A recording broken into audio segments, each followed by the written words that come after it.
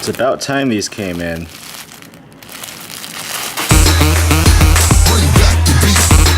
So if you didn't know what this was already, this is a DDR sensor, and these things are placed under the arrows, each of the arrows, and there's 4 of them in each arrow, and whenever you're pressing down on the arrow, it activates these sensors, and they basically trigger an on and off switch. Basically, you squeeze them, they turn on, you let go, they turn off. And it's pretty simple. And we're going to find the dead sensors in each arrow on this pad. Basically give it like a little test squeeze, see if they're dead, and if they are, we're going to replace them. Let's open one up.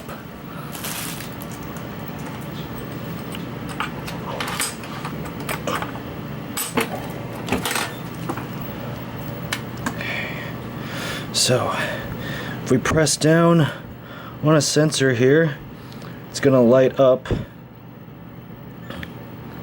But if one of the sensors are insensitive, like this one, it's gonna either take, whoa, if the sensor's insensitive, it's gonna take either a lot of force to activate them, or they just don't activate in the right places. Like this one here, if you press dead in the center, it's nothing.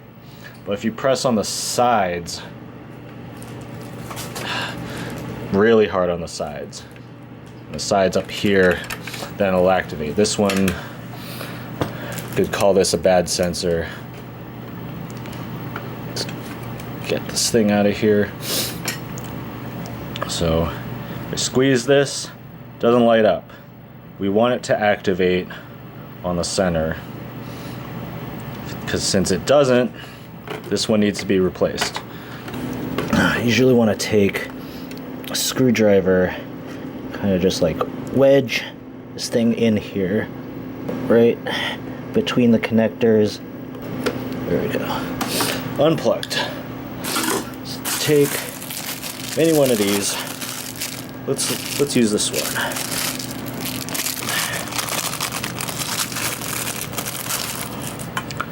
There you go. Brand new sensor. Looking fresh. Nice. Let's plug this thing in.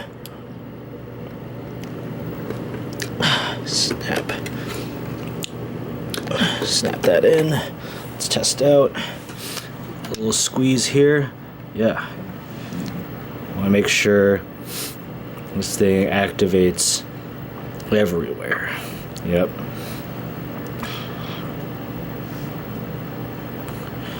Basically, it's good where it matters. Let's take this thing and just slide it right through.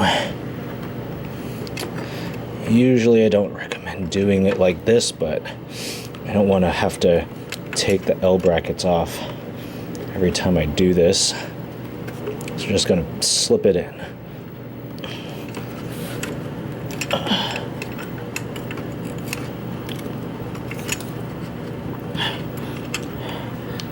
Usually you can work your way in on that like that. I usually slip this in for some increased sensitivity.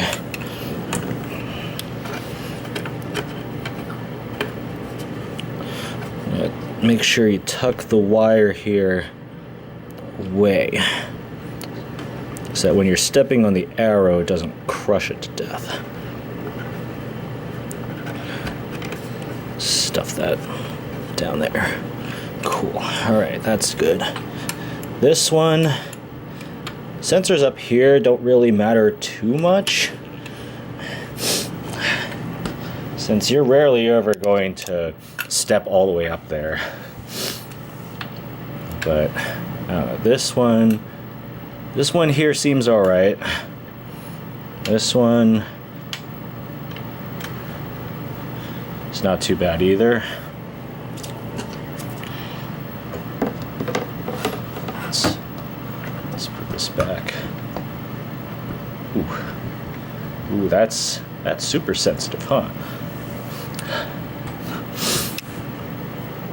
Because now we put the brand new sensor in, it's going to be super sensitive. Maybe it doesn't need this piece of paper underneath. Get rid of that. Come on. Let's take that away.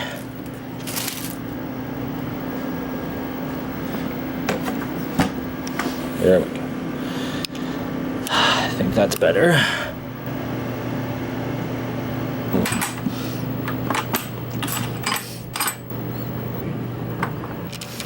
Let's try this out.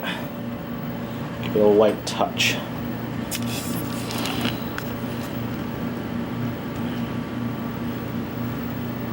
Don't have to press down too hard, because if you have to press down really hard to activate it, it's not sensitive enough. But this seems good. All right, now we got to work on the other ones. Yeah, this one needs work. Check that one out, but this one, a little insensitive, so we'll check those out.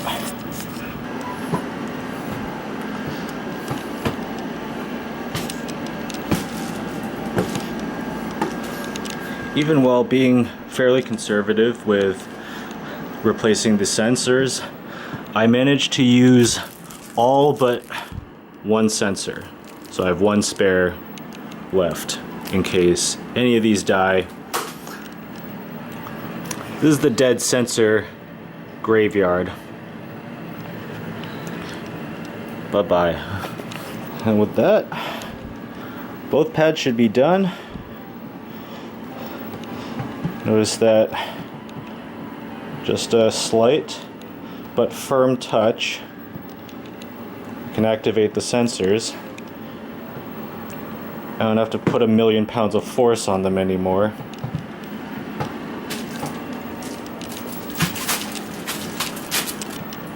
Feels good.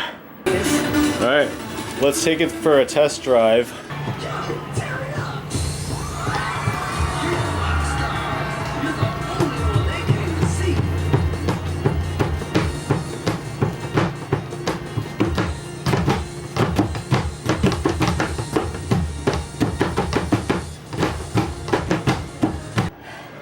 Nice.